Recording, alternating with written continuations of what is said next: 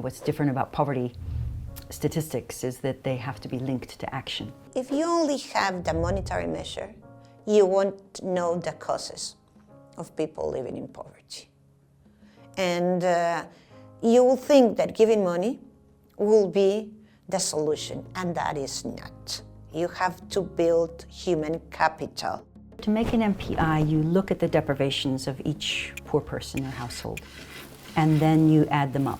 And you say if you have this many deprivations or more, you're poor. It's a critical mass. It's not voluntary, that's poverty. What we call the incidence, the proportion of people in a country who are poor.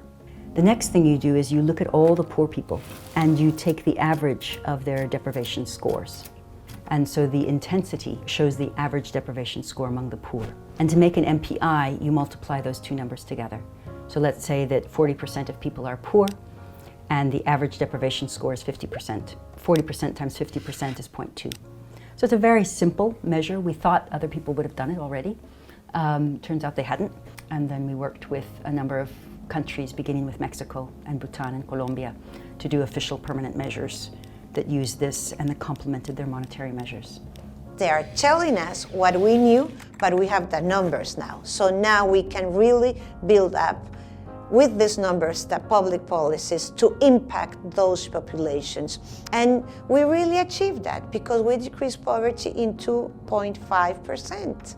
So when we calculated multidimensional poverty at the district level, that empowered districts that were at the bottom in 2010 and also at the bottom in 2021 to make a case to government on why they have to be given a greater attention when it comes to the allocation of funds at the subnational level. It involves a lot of collaboration with the partners in the country, a lot of stakeholder engagement with people from government, so we truly understand what it is that the country requires in order to track and address poverty. The findings were striking. 67% of Somalis experienced multidimensional poverty, highlighting the depth and complexity of the issue. The income-based poverty measure was 54%. By using both monetary and multidimensional measures, we can develop more targeted policies and interventions that address poverty in a more comprehensive and effective way.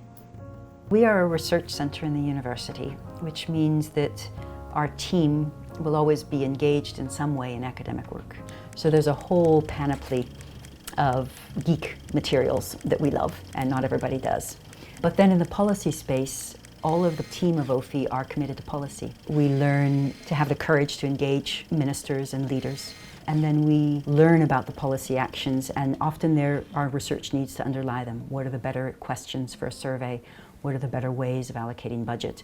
And that we can get into research projects. You learn that if you give education, they will come out of poverty.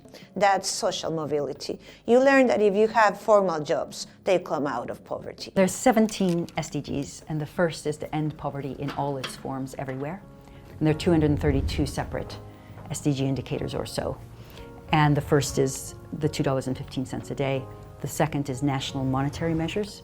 And the third is the national MPI.